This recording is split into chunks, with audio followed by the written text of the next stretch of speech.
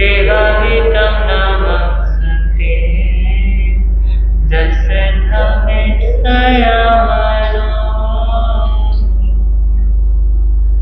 सर्वप्रथम शासनेश प्रभु परमात्मा श्रमण भगवान महावीर स्वामी जी के पावन चरणों में अनंत अनंत बार वंदन है। समस्त गुरु भगवंतों के पावन चरणों में अनंत अनंत बार वंदन है। पाठ पर विराजे मधुर वक्ता सेवा सुमन परम श्रद्धेय पूज्य गुरुदेव श्री रचित मुनि जी महाराज साहब के पावन चरणों में वंदन है। एवं मेरे अनुज श्री ओजस मुनि जी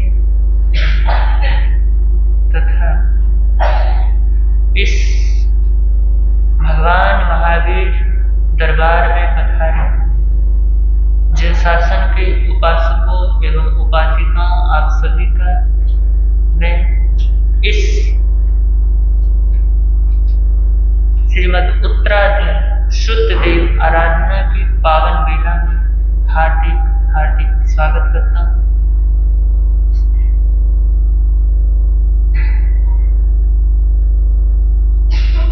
मैं आपके और अपने पुण्यवाणी को नमन करता हूँ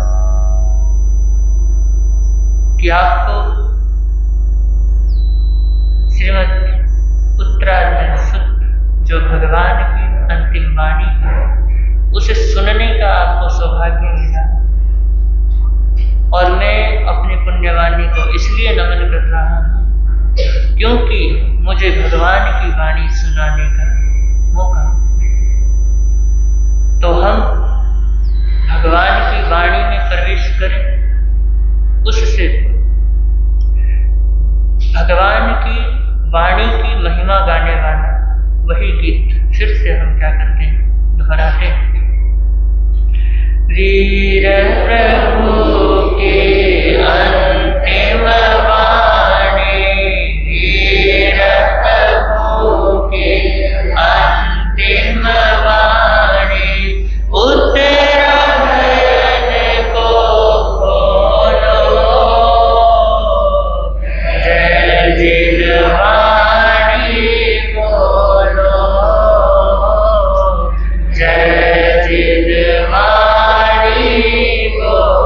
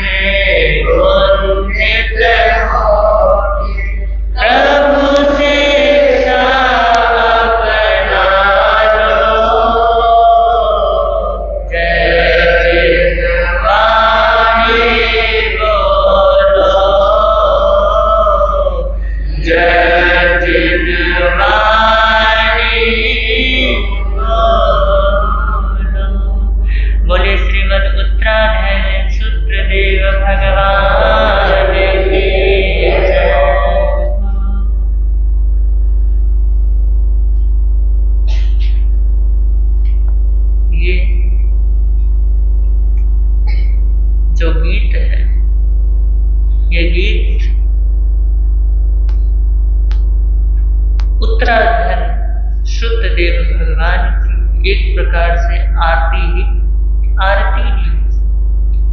अभी हमने श्रुतदेव भगवान की आरती गाई।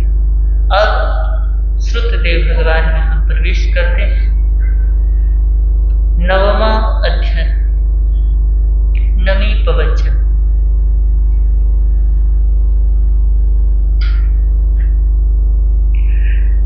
चयुण दिल उवनो समिलो कमी उव संत मोहन जो सरहि पौराणियम जाय जायम सरितु भय वंश संबुद्धो अनुत्र धम्मे उत्तम थवे तोरज अग्निखमय नविराय से देवलोक सरिसे अंते उर्वर्ग वर्गोए भुंजितो नविराया बुद्धो भोगे परिचय मिहिलं सपुर्जनवायं बलमोरहुं च पर्यणं भोगं चिच्चा अभिनिखन्तो एगन्त्वा महिष्ठियो भयवं कोलाहल गभूयमासी मिहिलाय पव्यन्तं मे तय्याराय ऋषिमे नमिमे अभिनिखमन्तं मे अबुद्धियं राय ऋषिं पवचा उत्तम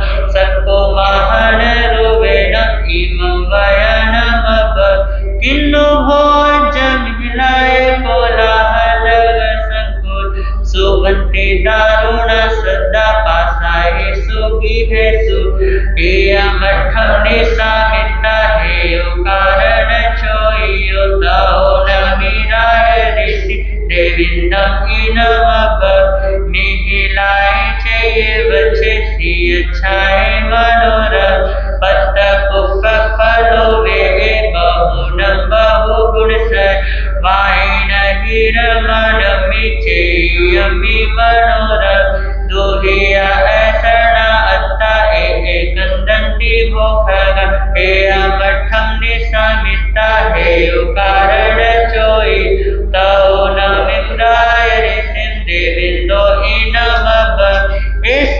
अग्नियवाउया एयब्दझै मंदिरं भयवं अंत्युरं ते किसनं नवपिखः एयमठं निसामिता हेयो कारण चोई तौ नमिराय ऋषि देविन्दं इनमव सोहं वसामो जीवामो जिसिमो नक्ति किंचन मिहिलाय दजमानीय नमे दझै किंचन जत पुत्र कलतस्य निवावारस्य भिक्खु प्रियं न विजय किंचित् अप्रियं पि न विजय बहुं कुमुनिनो भद्रं अनुगारस्य भिक्खुनो सवा विपमुखस्य एगन्तमनुपस्स एयमठं निसा हेयो कारण चोई तौ नमिम्राय ऋषिं देविन्दो इनमव पागारं करयितानं गोपुरनट्टान् गणीय उत्सुलगतय धियो तौ गच्छसि खति एयमठं निसामिता हेयो कारण चोई तौ नमिराय ऋषि देविन्दं इनमव सद्धं नगरं किञ्च तव संवरमगरं हन्ति न्यूनपागरं त्रिभुतं दुःपधंस धनं परकमं किच्चा जीवं च इरियं स धियं च केयलं किच्चा सच्चेन परिवन्थ तव नाराय जुतेन मृत्युनं कमकञ्चो मोणिरिगय संगमो भवाओ परिमुच्य एयमठं निसामिता हेयो कारण चोई तौ नमिम्राय ऋषिं देविन्दो इनमव पासाय कारयितानं बध्रमाण गिहाणि प्रियो तौ गच्छसि खतिया एयमठं निसामिता हेयो कारण चोई तौ नमिराय ऋषि देविन्दं इनमव संशयं खलु सो कुनै जो मगे कुनै घरं जत्थे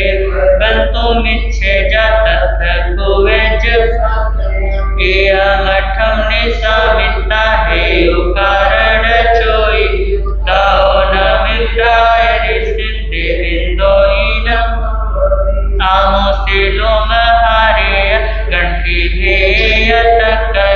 नगरस्थखेमं कौणं तौ गच्छति खट्टि एयमठं निशामिता हेयो कारण चोई तौ न मीराय ऋषि देविन्दं ईरमव असहितु मनुष्य मिच्छादण्डो कौञ्ज अकारिणोऽथ भजन्ति मुच्चैकारोच एयमठं निशामिता हेयो कारण चोयो तौ न मित्राय ऋषि देविन्दो ईरमव जेके पथिवा तुच्छं नानवन्ति नराभि वस्यते ठाव इत्तानं तौ गच्छति खट्टि एयमठं निशामिता हेयो कारण चोई तौ न वीराय ऋषि देविन्दं ईरमभवे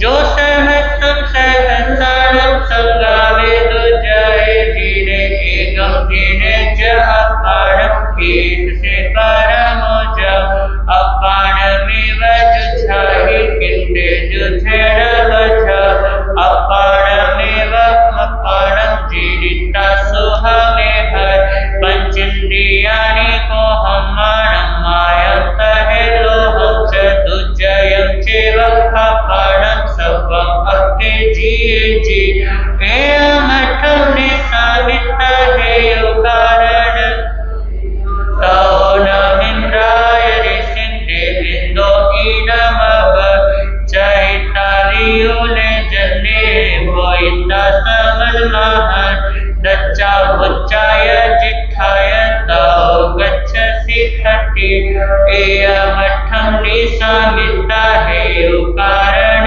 चोई तौ न मीराय ऋषि देविन्दं ईरमव जो सहस्रं सहस्रं मासे मासे गवन्द तस्सावे संजमोसेयो अदिन्तस्सवे किञ्च एयमठं निशामिता हेयो कारण तौ न मिन्द्राय ऋषिं देविन्दो ईरमव घोरासमं च एतानम् अन्नं पथ्येषि आसमं तदेव पोषहारो भवाहि मनुयाहिव एयमठं निशामिता हेयो कारण चोई तौ न वीराय ऋषि देविन्दं ईरमव मासे मासे तुजो वालोको सगेरं तु भुञ्ज न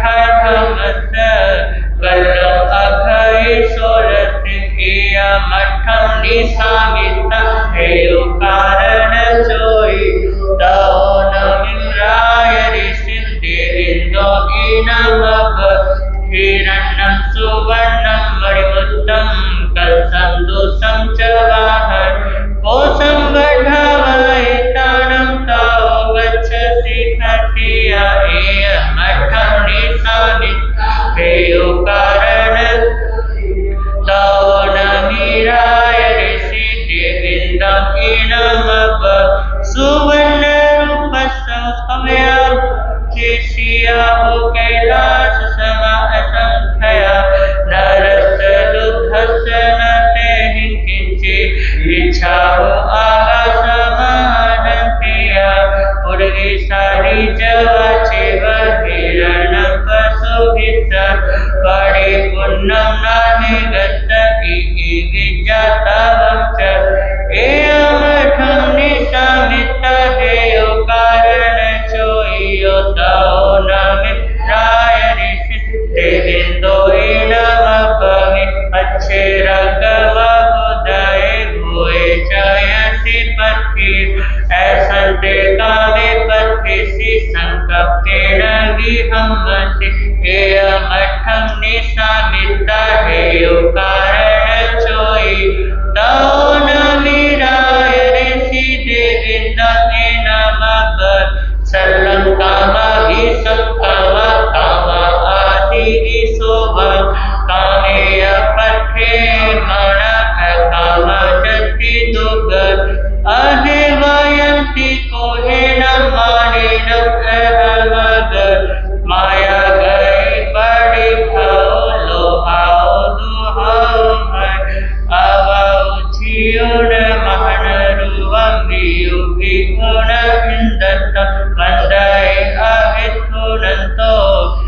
माहिन महुराहिन मगुहिन अहो ते विज्जी अहो ते निज्जियो को अहो मानो पराइयो अहो ते निरखिया माया अहो लो वसिका अहो ते अजवं साहु अहो ते साहु मद अहो ते उत्तम खंति अहो ते मुक्ति उत्तम हंसी उत्तम भंते इच्छाहो हि सी उत्तम लो उत्तम उत्तमं ठाणं सिद्धिं गच्छसि धीर एवं अभिथुनतो राय ऋषि उन्मय सत्ताय पयाहीनं करितो पूर्णो पूर्णो वदय तो वंदियुन पाए चक्रम कुशलक्षणे मुनिवरस्य अगासीनुपय्यो ललिये चवल कुंडल तिरिरि नमी नमे यप्पानं सक्कं सक्केन चोयो चयोन गेहं वैदेहि सामन्ये पजुवट्ठियो एवं करन्ति संबुधा पंडिया पवीय खाना विनियतन्ति भोगेसो जहासे नमी नाय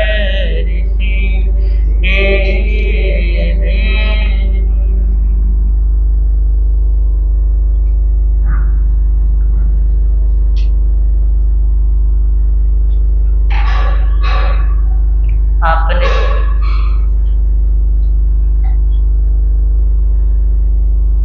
अभी मूल पाठ का उच्चारण किया। ये थी आत्म कल्याणी जिनवाणी की पावन आराधना। भगवान जिस जबान में बोले, जिस भाषा में बोले, जिन शब्दों में बोले, यह हमारे लिए कितने सौभाग्य की बात है। जो शब्द भगवान ने निर्वाण से पहले क्या किए, अपने मुखार बिंद से व्यक्त किए, उन बोलों को, उन शब्दों को हमें भी बोलने का क्या मिल रहा है? सौभाग्य, सौभाग्य मिल रहा है। उन्हीं की वाणी को, उन्हीं की आखिरी निशानी, क्योंकि ये क्या है? भगवान की अंतिम निशानी है। तो उन्हीं की आखिरी निशानी को हमें घर ले जाने का क्या मिला? घर ले जाने का सौभाग्य प्राप्त होता है। इन आगमों की रक्षा करने में हम तो कहीं क्या कर जाते हैं? नादानी कर जाते हैं। लेकिन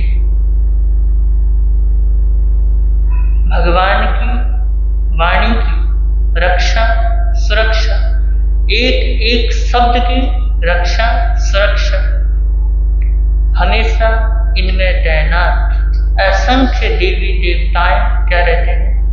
तत्पर, हमेशा इनकी सेवा में तत्पर रहते हैं। इसलिए तो गुरु भगवंत कहते हैं कि कभी आगमों की क्या नहीं करनी चाहिए? आसाधना नहीं करनी चाहिए। वैसे तो इस जिनवाणी की रक्षा में जितने भी देवी देवता होते हैं वे सब क्या होते हैं? सम्यक्तवी होते हैं। क्या होते हैं? सम्यक्तवी होते हैं। जो जल्दी से क्या नहीं होते? कुपित नहीं होते। क्यों नहीं होते? क्योंकि उनकी जो कसाएं हैं वो क्या होते हैं? मंद होते हैं। उनके जो कसाय भाव हैं वो मंदता की ओर होते हैं। इसलिए कभी कभी हमारे से क्या हो जाती है? अवहेलना हो जाती है, तो वो क्या कर देते हैं? हमें माफ कर देते हैं। लेकिन माफी की भी तो कोई क्या होती है? सीमा होती है। और हम अगर कहते हैं कि अन्य मनस्ता में, लापरवाही में, श्रद्धा के अभाव में अगर हम जानबूझकर आगम की अवहेलना करते हैं तो हमारे कर्म तो क्या होंगे, कर्म तो बंधेंगे। मालूम है आपको, इसकी अवहेलना करने से हमें किस कर्म का फल भोगना पड़ता है, मालूम है? जब लोग हमारी अवहेलना करते हैं तब पता चलता है कि अवहेलना क्या चीज होती है। अवहेलना तो समझते होंगे कि जब कोई हमारी बातों को क्या करता हो, गिराता हो, जब कोई हमारी बात को ध्यान से ना सुनता हो, हमें देखकर भी क्या करता हो, इग्नोर मार देता हो, इसी को तो हम अवहेलना कहते हैं। तभी तो कहते हैं कि इसने क्या कर दिया, मुझे इग्नोर मार दिया, इसने मेरी उपेक्षा की है, इसने मेरी क्या की है, अवहेलना की। तो क्या पता ये हमारा जो अपमान होता है ना, ये जो हमारा अपमान होता है, उस अपमान में कहीं ना कहीं हमने भी कभी आगम की आसाधना की। इनको देख करके भी हमने क्या की है, अवहेलना की हो, इनको इग्नोर मारा हो। इसलिए गुरुदेव कहते हैं कि जिनके भी घर में ये आगम जाए तो मन में क्या होनी चाहिए, एक तड़फन होनी चाहिए। आप कल्पना करो, अगर आपके घर में किसी बच्चे की क्या हो, शादी, तो आप कितने लोगों को बुलाते हो या नहीं बुलाते, और कहते हो भैया क्या करिए, हमारे घर में शादी है तो जरूर आइए। एक एक को क्या करते हो आप, सूचना देते हो और गिड़गिड़ाते हो कि जरूर आए। जब इसके बारे में कहते हैं भैया हमारे घर में आगम आयो है, जब मन करे तो क्या हो चाहिए, आज ही तो लो कर लो जी बात। जब घर में आगम आता है तो हम क्या कर देते हैं, कभी कभी इसकी उपेक्षा कर देते हैं। तो एक मन में क्या होनी चाहिए, एक मन में तड़फन होनी चाहिए कि आज मेरे यहाँ कौन आए हैं, मेरे यहाँ भगवान आए हैं, और इस भगवान की ऊर्जा को मैं अपने समस्त प्रियजनों को इसकी ऊर्जा क्या करूँगा, जरूर दिलवाऊंगा।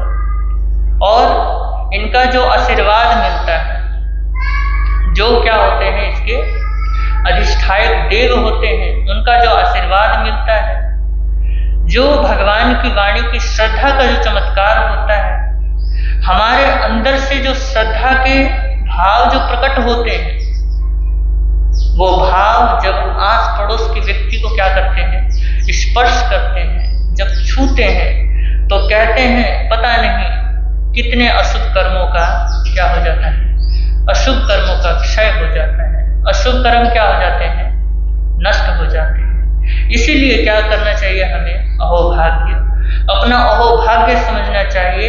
यही एक मकसद है हमारा, क्योंकि पहले क्या नहीं करते थे, हम आगम घरों में भेजते नहीं थे। गुरुदेव श्री रमणीक मुनि जी महाराज साहब ने ये क्या की है, ये आगम यात्रा प्रारंभ की है। उन्होंने क्या किया, घरों में भेजना प्रारंभ किया। मकसद सिर्फ इतना है कि घर में जब आगम जाएगा क्या होगा, घर में जब आगम जाएगा, सब बच्चे जो कभी क्या नहीं करते, स्थानक में नहीं आते, उनको भी तो पता चले कि हमारे घर को कौन आए हैं, हमारे घर भगवान आए हैं, हमारे घर श्रुत देव भगवान स्वयं आए हैं। तो उन बच्चों को भी क्या करना चाहिए, पता चलना चाहिए। तो केवल घर का क्या करने के लिए, घर का वातावरण चेंज करने के लिए, घर का एटमॉस्फेयर क्या करने के लिए, वातावरण चेंज करने के लिए, परिवर्तित करने के लिए, ये भगवान की जिनवाणी, भगवान की वाणी, अंतिम निशानी आपके घर तक जाने के हम क्या देते हैं, अनुमति देते हैं। तो इसके लिए क्या होना चाहिए मन में, एक उल्लास होना चाहिए, एक तड़पन होनी चाहिए कि हमारे घर कौन आ रहे हैं, हमारे घर शुद्ध देव भगवान आए हैं। अगर गुरुओं की वाणी का सम्मान करना सीखना हो किसी तो किससे सीखना चाहिए? सिखों से सीखना चाहिए। किससे सीखना चाहिए? सिखों से सीखना चाहिए। तो जिनवाणी का सम्मान करना तो भैया हमें भी क्या करना चाहिए? सीख जाना चाहिए। तो लीजिए, समय क्या हो गया? बहुत हो गया है। तो चलते हैं 9वें अध्ययन में, जो नमी प्रवर्ज्या, नमी की दीक्षा।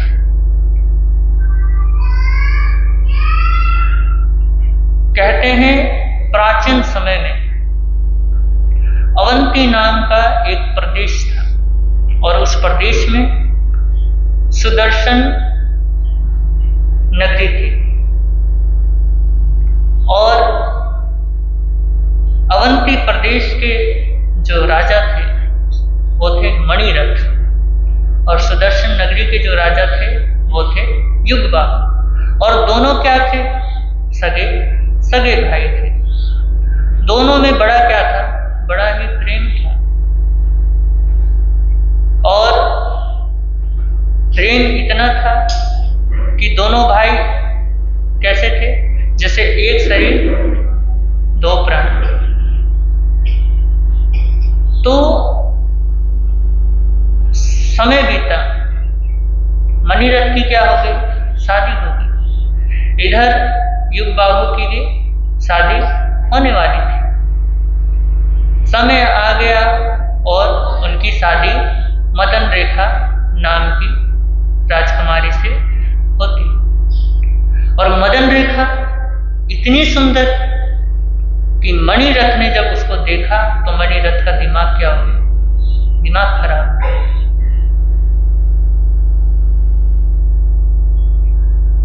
और आगमों में कहा गया है, शास्त्रों में कहा गया है कि वासना या काम आदमी को क्या कर देता है? अंधा बना देता है। तो वो सोचने लगा कि किस प्रकार मैं मदन रेखा को क्या करूं, मदन रेखा को हासिल करूं, उसको मैं किस प्रकार प्राप्त करूं। षड्यंत्र क्या करने लगा? रचने लगा। और सारे षड्यंत्र क्या होते? विफल होते।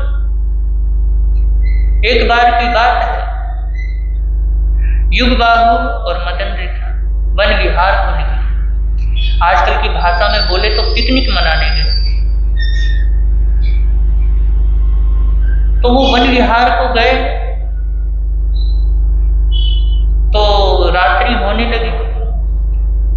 इधर जो मणिरथ था उसने क्या चाल चली, वो उनका पीछा करते करते वहां उनके शिविर में पहुंच गया। जब उसने देखा कि अंधेरी रात है, यहाँ कोई देखने वाला नहीं है, अगर मैं यहाँ पे मणिरथ को मार भी दूंगा तो ये कलंक यहीं पे क्या हो जाएगा? यहीं पे समाप्त हो जाएगा, क्योंकि कोई देखने वाला नहीं है तो पाप किसी को पता ही नहीं चलेगा। तो उसने आवाज लगाई कि मैं एक प्यासा हूं, मुझे क्या दो? पानी दो।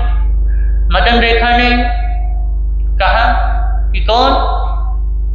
कहा कि मैं युगबाहु का क्या हूं? भाई। मदन रेखा को पहले ही पता चल गया कि इसकी नीयत क्या है, बहुत ही बुरी है। तो उसने कहा कि ठीक है, पानी अभी भिजवाते हैं। तो जब युगबाहु को पता चला कि मेरा भाई क्या हुआ है, आया है और प्यासा है, तो उसने कहा कि मैं स्वयं क्या करूंगा? अपने भ्राता को पानी पिलाऊंगा, क्योंकि प्रेम क्या था? घनिष्ठ है। और छोटा भाई भोला था, उसको पता नहीं था, क्योंकि बड़े भाई के अंदर क्या था? कपट थी। इधर उसने भोलेपन में कह दिया कि मैं क्या करूंगा? अपने भाई को पानी पिलाऊंगा। और इधर मदन रेखा ने कहा कि आपको जाने की जरूरत नहीं है, मैं क्या कर देती हूँ, नौकरों को कह देती हूँ, पानी पिला देंगे। लेकिन उन्होंने कहा नहीं, मैं स्वयं क्या करूंगा? अपने भाई को पानी पिलाऊंगा। तो वो गए, गिलास में पानी लेकर के आए और अपने भ्राता को क्या किया? पानी देते हुए आंख बंद करके जैसे ही सिर झुकाया, इधर अंधेरी रात को देखते हुए बड़े भाई ने तलवार निकाली और छोटे भाई की गर्दन क्या कर दी, अंधेरी रात में उड़ा दी। इधर जैसे ही गर्दन उड़ाया और वो तो क्या हुआ, उल्टे पांव भागा और सोचने लगा कि मदन रेखा क्या हो जाएगी, मेरी हो जाएगी, जाएगी तो जाएगी कहाँ, अपन क्या है, यहाँ के राजा हैं, सोचने लगे। और इधर क्या हो रहे हैं, भाग रहे हैं। और उधर क्या हुआ, मदन रेखा दौड़ती हुई आई और उनको, किनको, युगबाहु को क्या करने लगी, धर्म उपदेश देने लगी, कहने लगी कि कसाई भाव को क्या न करने दो, अपने अंदर मत आने दो, 4 आहार का क्या करो, तुम त्याग करो, 18 पाप का क्या करो, 18 पाप का त्याग करो, मैत्री भाव को क्या करो, तुम अंदर प्रवेश करो, क्रोध मत लाओ अपने अंदर। देखिए धर्म का प्रभाव, उसका क्या हो रहा है, सुहाग उजड़ रहा है, लेकिन क्या कर रही है, अपने पत्नी होने का धर्म क्या कर रही है, निभा रही है। ये है धर्म का प्रताप। इधर नौकार मंत्र, महामंत्र का शरणा दिया और वो प्राण क्या हो गए, प्राण पखेरु युगबाहु के उड़ गए।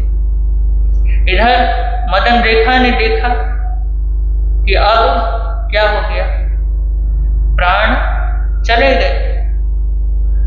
अब उसने सोचा कि मेरा इस राज्य में रहना दुष्कर है, मुश्किल है। अब वो क्या करेगी, अब वो वहां से क्या करती है, निकलती है, बचते हुए, जंगल से होते हुए घने जंगल में क्या हो जाती है, चले जाती है। इधर वो क्या थी, गर्भवती थी।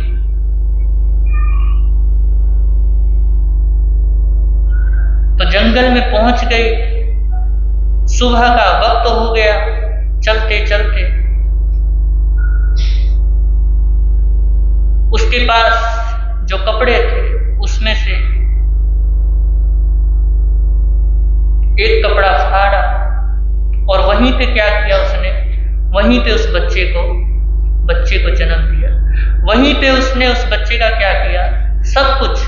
देखिए कोई भी वहां पे, कोई भी दासी नौकरानी कुछ नहीं, वहां खुद ही क्या कर रही है, खुद ही बच्चे को जन्म दिया है और खुद ही बच्चे का क्या कर रही है, साफ सफाई, बच्चे का लालन पालन कर रही है। सोचो क्या स्थिति होगी उस टाइम पे। तो उसने क्या किया, उस कपड़े के अंदर उस बच्चे को क्या कर दिया, लिटा दिया।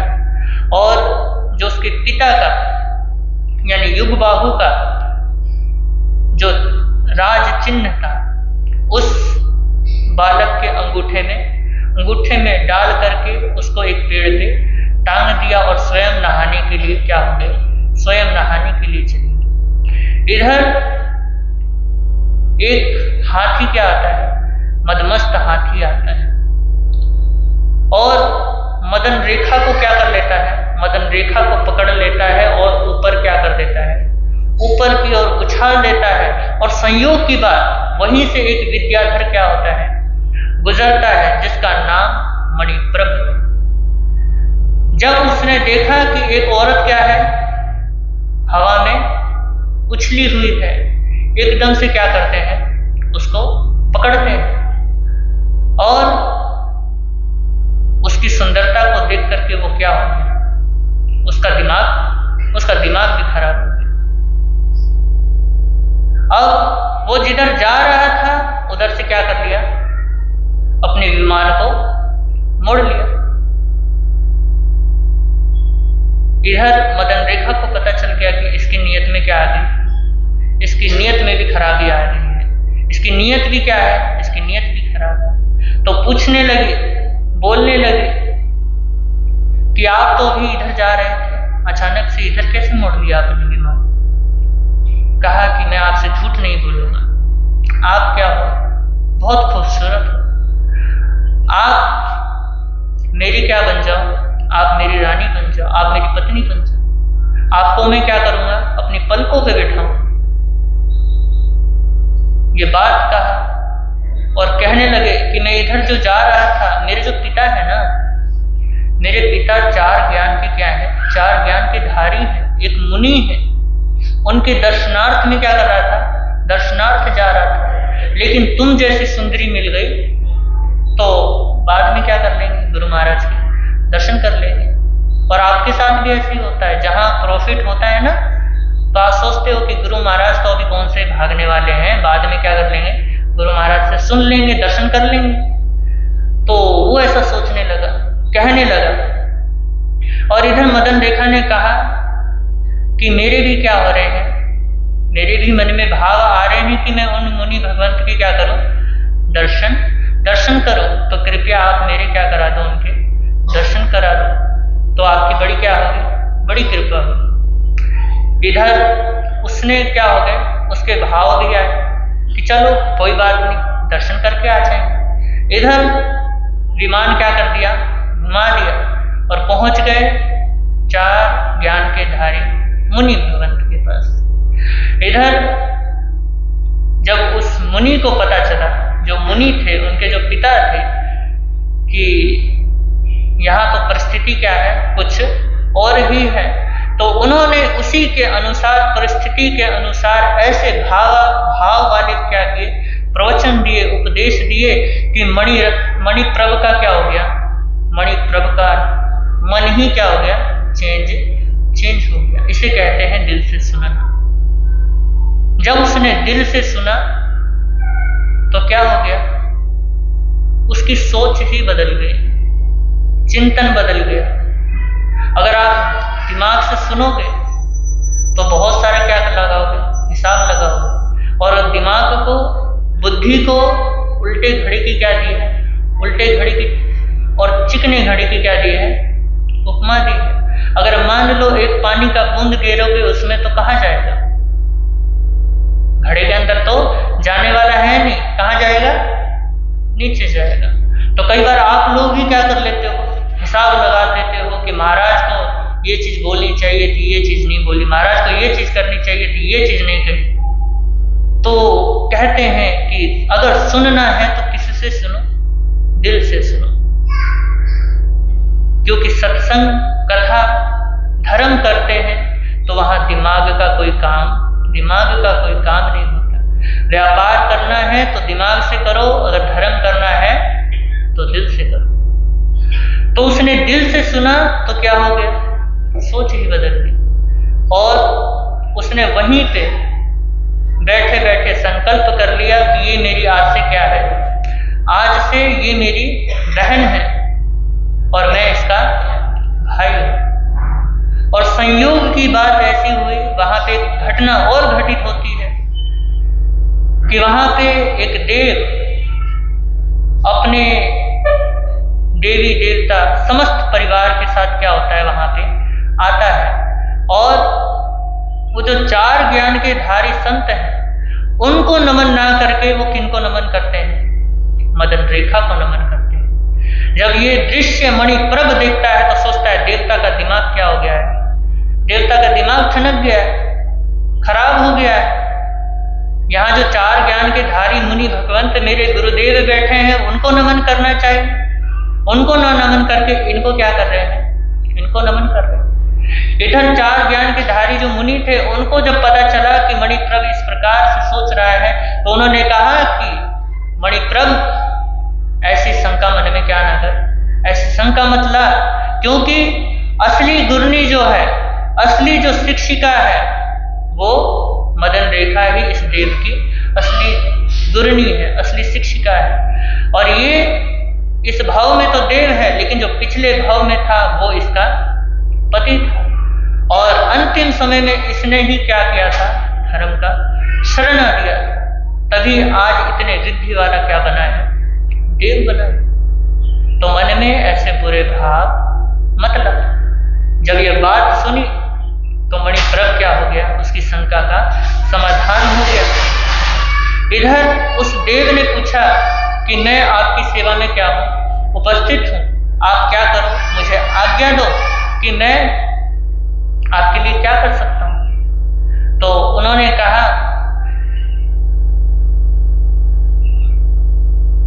और उससे पहले उन्होंने मुनि भगवंत से पूछा कि मैंने जो बालक को जन्म दिया था वो बालक कहाँ है। तो उन्होंने बताया था मुनि भगवंत ने कि वो जो बालक तुमने जन्म दिया था, जो तुमने वहां पे टांगा था, वहां पे एक मिथिला नरेश पदम रथ आए थे।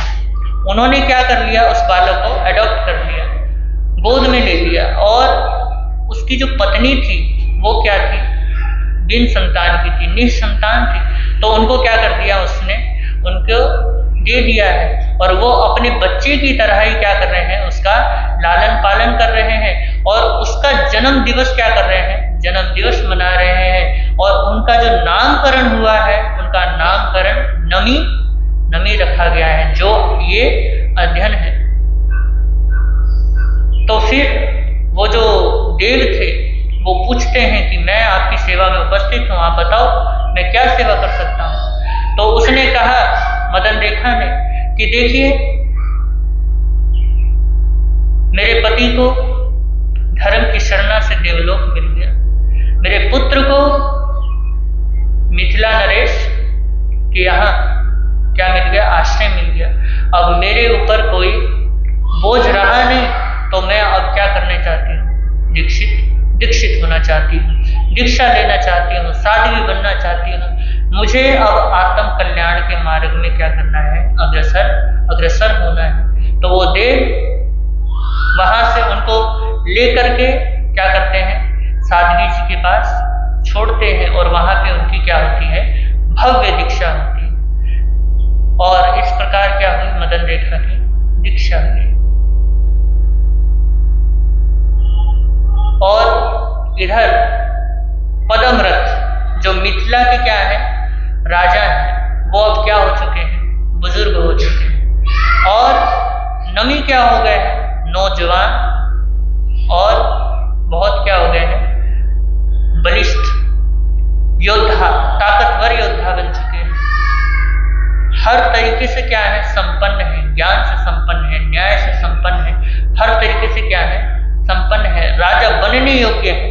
पदमरथ बूढ़े हो गए हैं और उन्होंने सोचा कि अब क्या कर देना चाहिए, मुझे राज्य नमी को सौंप देना चाहिए। और उन्होंने क्या कर दिया, नमी को राजगद्दी पर बिठा दिया और स्वयं क्या हो गए, स्वयं सन्यासी बन गए, स्वयं सन्यास ले गए। और इधर नमी क्या करने लगे, राज्य करने लगे और अनेकों कुमारियों के साथ उनका क्या हुआ, विवाह हुआ। सुख के साथ जीवन उनका व्यतीत हो रहा है। और एक बार क्या घटना घटी, उनके जो हाथी था, उनका जो हाथी था वो क्या हो गया, मदमस्त हो गया। वो हाथी कहते हैं कि इतना सुंदर था कि बाहर से लोग क्या करने आते थे, उसको देखने आते थे। श्वेत हाथी था, बिल्कुल दूध की तरह क्या था, सफेद था। तो उस हाथी को क्या हो गया, मदमस्ती, यानी वो हाथी मदमस्त हो गया और पागलों जैसा क्या होने लगा, उसका व्यवहार होने लगा। और वो उस राज्य से निकल करके चंद्रयश राजा के अवंती प्रदेश में क्या हो गया, अवंती प्रदेश में पहुंच गया। और इधर गुप्तचरों से पता चला नमी को कि मेरा हाथी क्या हो गया है, उस राजा के राज्य में चला गया है। और यहाँ से क्या करते हैं, नमी पत्र लिखते हैं कि तुम क्या कर दो, मुझे मेरा हाथी वापस कर दो, क्योंकि वो मेरा हाथी है, मनपसंद हाथी है। तो इधर से गुप्तचर वो जो पत्र लेकर के गया दूत, उसने जब ये पत्र दिखाया चंद्रयश को, तो चंद्रयश ने क्या कर दिया, उस पत्र को फाड़ दिया और कहा कि तुम्हारे राजा को राजनीति नहीं आती। अगर एक बार राजा के पास कोई चीज आ गई तो वो किसका है, उसी राजा का है। तो अब ये हाथी क्या हुआ, मेरा हुआ। तो ये बात जब नमी को पता चली तो युद्ध के लिए क्या हो गए, उतारू हो गए। एक हाथी के लिए युद्ध करने के लिए क्या हो गए, तैयार हो गए और क्या हो गए, युद्ध के मैदान में पहुंच गए। इधर मदन रेखा को अवधि ज्ञान क्या हो चुका था, प्राप्त हो चुका था। और उन्होंने अपनी अवधि ज्ञान में देखा कि दो भाई आपस में क्या करने वाले हैं, युद्ध युद्ध करने वाले हैं, वो भी एक छोटे से चीज के लिए। किस चीज के लिए? एक हाथी के लिए। तो उन्होंने अपनी गुरनी से क्या मांगी? आज्ञा मांगी और पहुंच गए नमी और चंद्रयश के पास। एक तरफ क्या है? नमी है और एक तरफ चंद्रयश है और बीच में मदन रेखा साध्वी। सोचो, युद्ध के मैदान में अकेली साध्वी, दो क्या है योद्धाओं के बीच में, तो क्या दृश्य रहा होगा। तो वो समझाने लगी कि तुम ये क्या कर रहे हो। ये जो चंद्रयश था उसने कहा कि गुरुनी आप यहाँ पे किस वजह से? तो उन्होंने कहा कि ये जो तुम्हारा ये क्या है छोटा भाई है। और नमी को कहा कि ये क्या तुम पागलपना कर रहे हो कि अपने बड़े भाई से क्या कर रहे हो, तुम युद्ध कर रहे हो, वो भी एक हाथी के लिए। इतना बड़ा तुम क्या करने वाले थे? पाप करने वाले थे। तो ये बात जब उनको पता चली और मदन रेखा ने अपनी जीवन बीती क्या कर दी? जीवन बीती सुना दी कि नमी तू क्या है? मेरा ही पुत्र है, मैंने ही तुझे क्या किया है? जन्म दिया है। और इस प्रकार वो सारा क्या कर देते हैं? वृत्तांत उन दोनों को बता देते हैं। और इधर चंद्रयश को जब अपने पिता की करतूतों का पता चलता है तो उसको बड़ी भी क्या होती है? घृणा होती है और क्या कर देता है? अपना राजपाट वहीं पे नमी को सौंप देता है और वहीं पे क्या हो जाते हैं? दीक्षित हो जाते हैं। इधर अब क्या हो गया? नमी 2 राज्यों का राजा बन गया। अब इतनी समृद्धि के बीच में रहते रहते उनको एक दाहज्वर बुखार हो गया। दाहज्वर समझते हो ना? शरीर को जलाने वाला, शरीर को पीड़ित करने वाला, शरीर में जलन पैदा करने वाला बुखार क्या हो गया? उनको हो गया। तो एक बड़े ही अनुभवी वैद्य, क्योंकि बहुत सारे वैद्य आए, उनको दिखाया, उन्होंने कहा कि इसका कोई इलाज नहीं। एक अनुभवी वैद्य ने कहा कि यदि आप क्या करोगे? चंदन का लेप करोगे तो आपका ये जो रोग है क्या हो जाएगा? दूर हो जाएगा। ये बात सुनते ही क्या हो गया? राजा को सुकून मिला कि चलो कोई तो इलाज है। इधर रानियों को जब पता चला कि चंदन घिसना है राजा के लिए, तो उन्होंने कहा कि हमारा धर्म है अपने पति का क्या करना? सेवा करना। आज वो बीमार है तो हमें क्या करना चाहिए? उनकी सेवा करनी चाहिए। तो जैसे ये बात सुनी तो बाहर लादान में वो कमरे में क्या कर रहे हैं? विश्राम कर रहे हैं। और बाहर भी 300-400 जितनी भी रानियां होंगी, तो उन्होंने क्या किया? उन्होंने चंदन घिसना प्रारंभ कर दिया। तो हर रानी के हाथ में क्या था? कंगन था। तो जब वो चंदन घिसती तो सोचो 10 औरतें भी अगर कहते हैं चूड़ियों को हिलाए तो कितना शोर मच जाता है। तो वहां से 200-300 रानियां क्या कर रही हैं? चंदन घिस रही हैं और कितना शोर मच रहा होगा। एक तो वो क्या है? बीमार है। वो भी कैसे बीमार? दाहज्वर से बीमार है। सिंपल जो बुखार है वो हो जाता है और हमारे को किसी की आवाज भी सुनना पसंद नहीं होता। तो वहां तो क्या हो रहा है? दाहज्वर जैसा बुखार उनको हो रखा है और इतनी पीड़ा में है। जब वो आवाज सुन रहे हैं तो उनको बड़ी ही क्या हो रही है? पीड़ा हो रही है। ऐसी पीड़ा हो रही है जैसे उनके शरीर में क्या कर रहे हो? कांटे चुभ हो रहे हो। तो उन्होंने अपने मंत्री से कहा कि मुझे ये शोर क्या कर रहे हैं? बड़े ही परेशान कर रहे हैं। आप ऐसा करो, जाकर के देख के आओ और कहो उनको कि ये जो शोर है मुझे बहुत ही पीड़ा पहुंचा रही है, इसको आप क्या कर दो? बंद कर दो।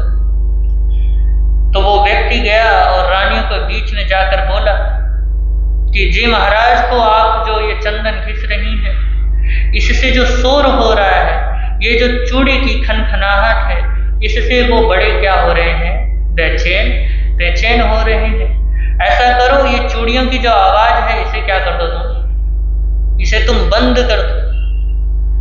रानियों ने जैसे सुना, उन्होंने सोचा कि चंदन भी घिसना है और आवाज भी नहीं होनी देनी। तो उन्होंने पता किया कि क्या करे क्या नहीं करे, सोचने लगे, विचारने लगे।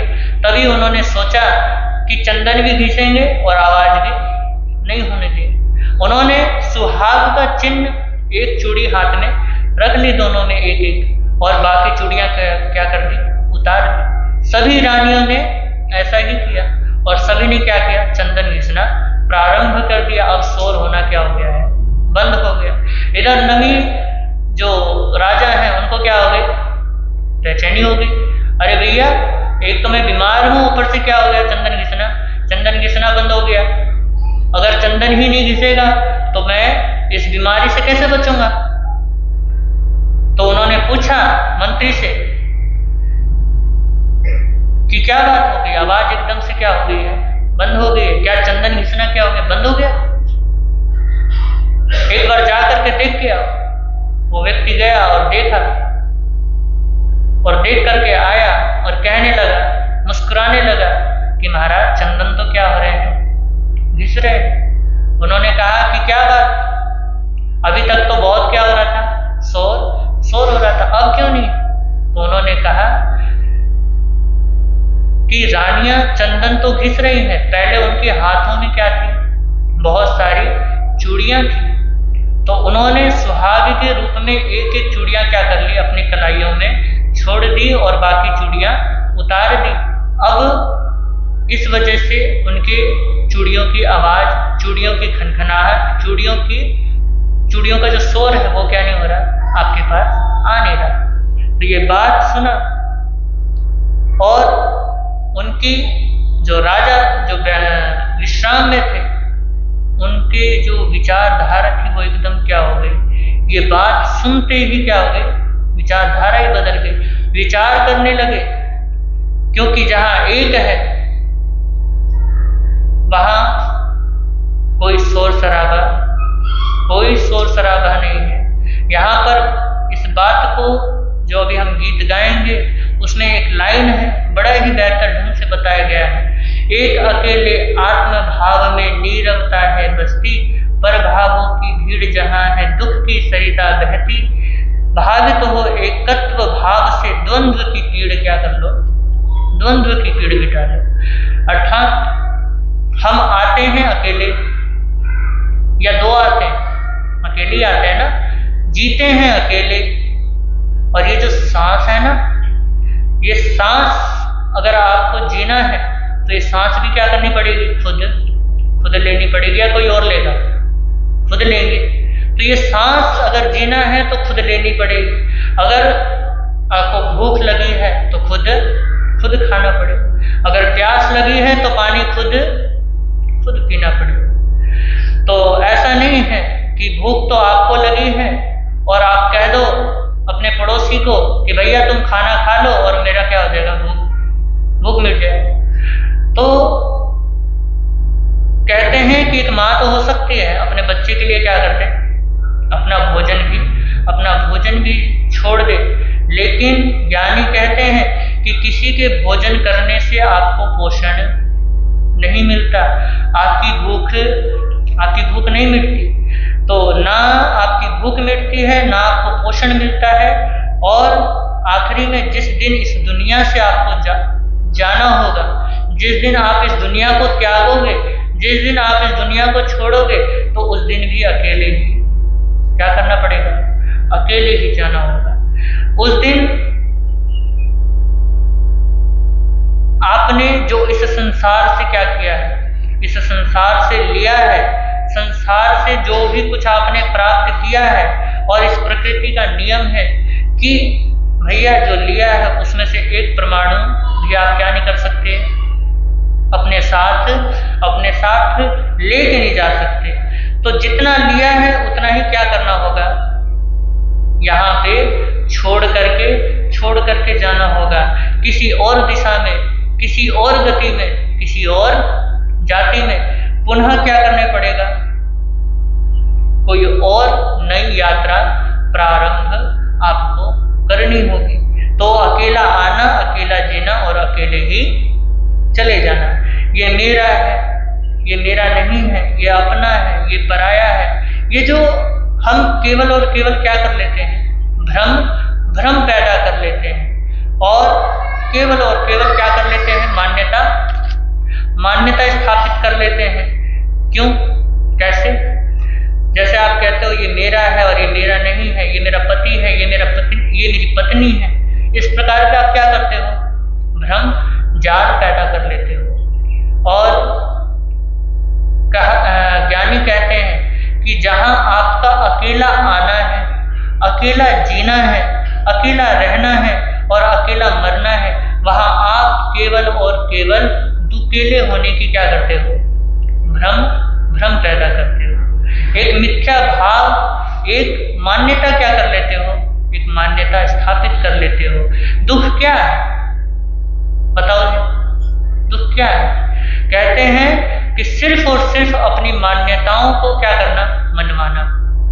अगर आपको कुछ करवाना है, अगर सामने वाले ने वो बात नहीं मानी तो आप क्या हो जाते हो, क्या हो जाते हो, दुखी हो जाते हो। तो नवीराज जी ने उस एकत्व भावना को क्या किया, उस एकत्व भावना को महसूस किया कि जहां एक है वहां क्या है, सुख है, और जहां अनेक है वहां दुख है। तो इतनी शिद्दत से उन्होंने उस एकत्व भावना को महसूस किया कि वहीं वो वैराग्य क्या हो गए, वैराग्यवासित हो गए।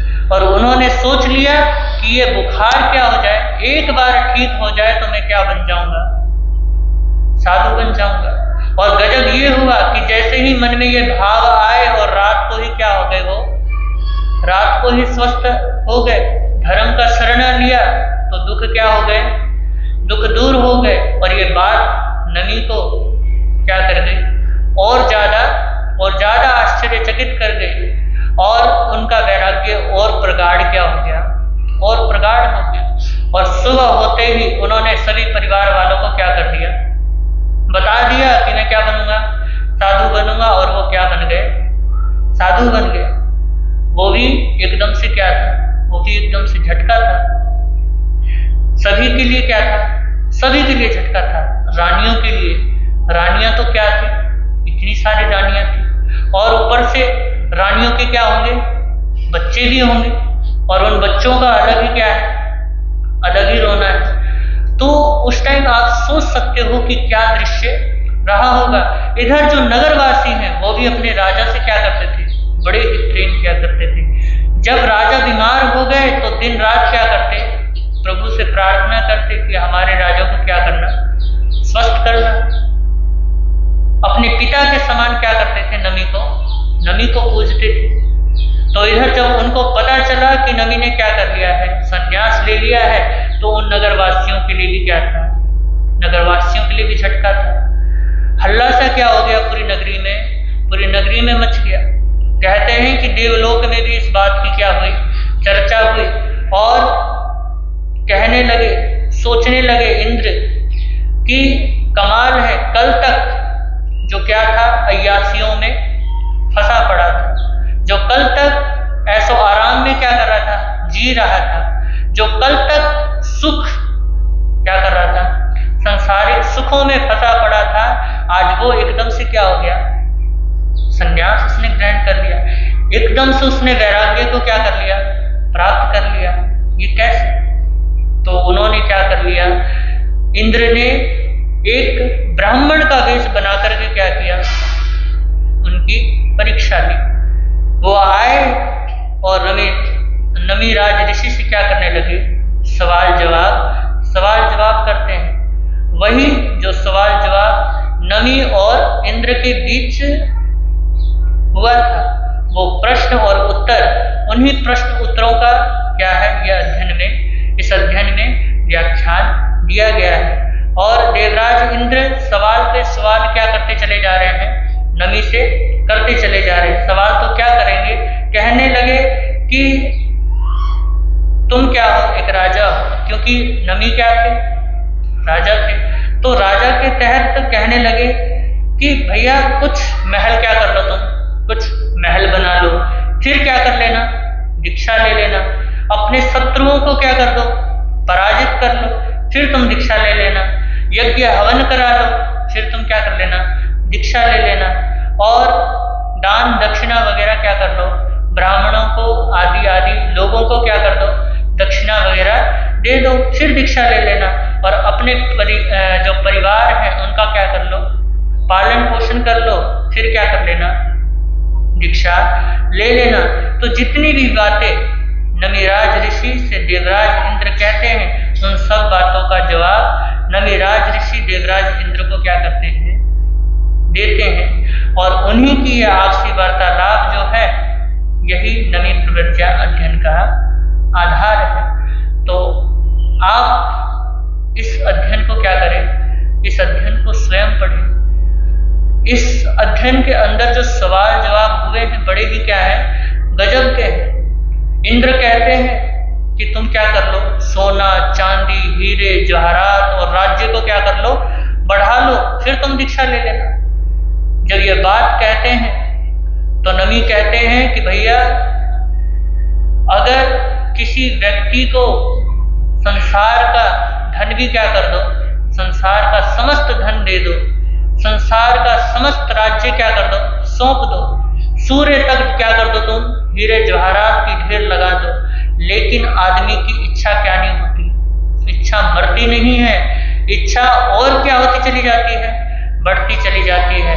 इसलिए अगर कोई श्रेयस्कर है तो संतोष ही क्या है, संतोष ही श्रेयस्कर है। और संयम जीवन ही क्या है, संयम जीवन ही श्रेष्ठ है। इस प्रकार के अनेक क्या है इसमें प्रश्न उत्तर है, और बड़े ही क्या है, जीवन को संवारने वाले सवाल जवाब है। तो खुद हो सके तो क्या करना, इस अध्ययन को पढ़ना। अब ये 9वां अध्ययन का सार हुआ। अब चलते हैं गीतिका।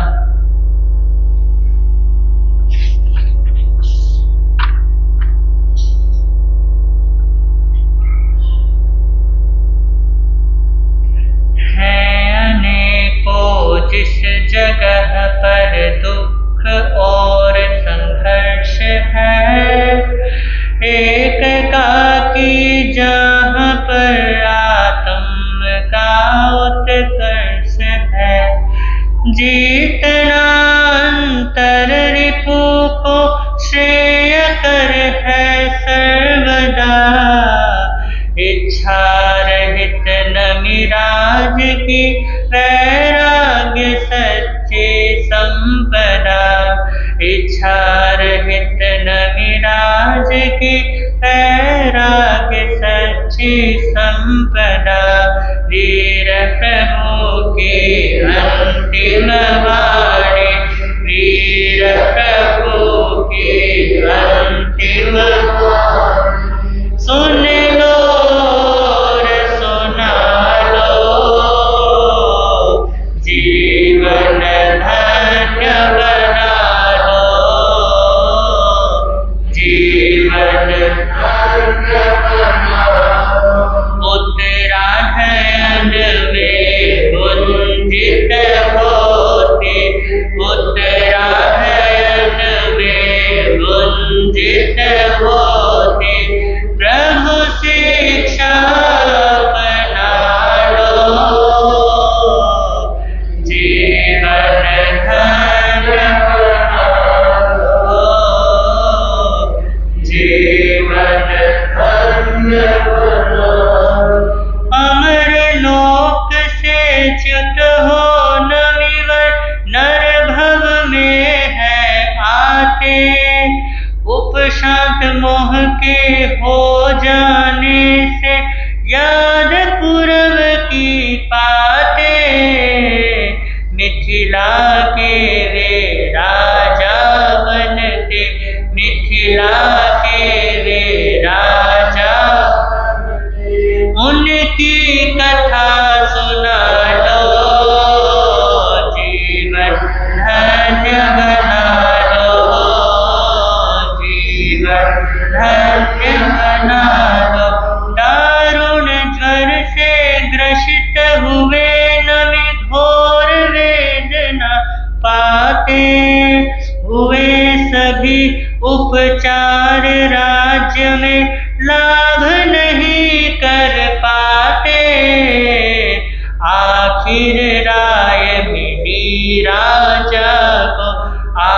फिर राय विधि राजा को चंदन लेप लगा लो, जीवन धन्य बना लो, जीवन धन्य बना लो।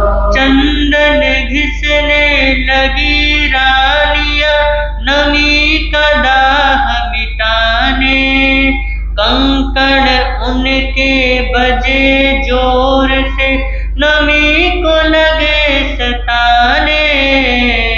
नमी राजा आहत हो बोले, नमी राजा आहत हो बोले, कंकड़ सभी निकालो, जीवन धन्य बना लो, जीवन धन्य बना लो।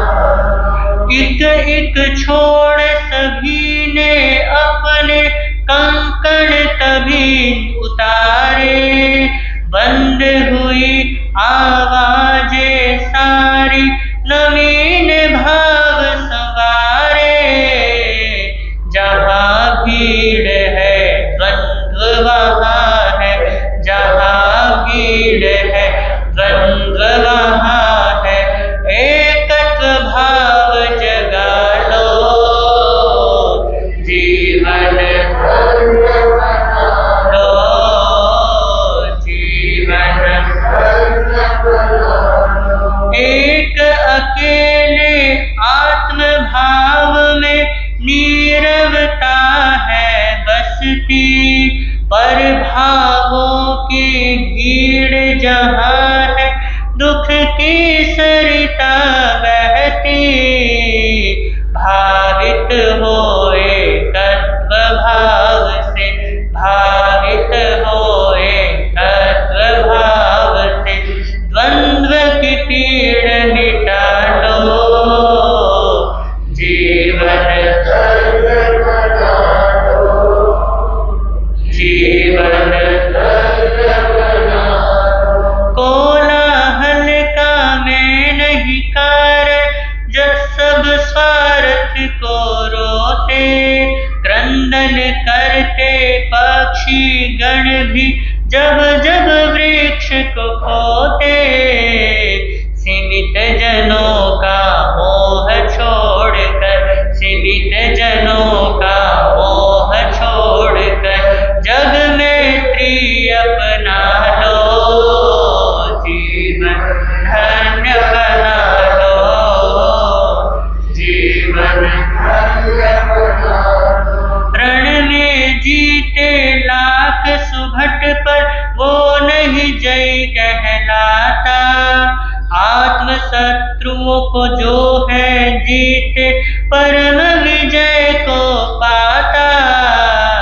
इंद्रिय मन और चाय कसाय जीत के आनंद पालो, जीवन धन्य बना लो, जीवन धन्य बना लो। उत्तम तेरा माधव मुनिवर, उत्तम तेरी मृदुता, क्षमा अलोभ उत्तम है तेरा, उत्तम तेरी सरलता। कर्मों की रच धुल जाएगी, कर्मों की रच धुल जाएगी, निश्चल धर्म निभा लो, जीवन धन्य बना लो, जीवन धन्य बना लो। नमन किया पुनि पुनि मुनिवर को, गाकर उनकी महिमा, निश्चल आत्म भाव में मुनिवर क्या थी उनकी गरिमा। संबुध भोगों से निवृत्त हो, नमी से भाव जगा लो, जीवन धन्य बना लो, जीवन धन्य बना लो। उत्तरायण में गुंजित होते, उत्तरायण में गुंजित होते, प्रभु से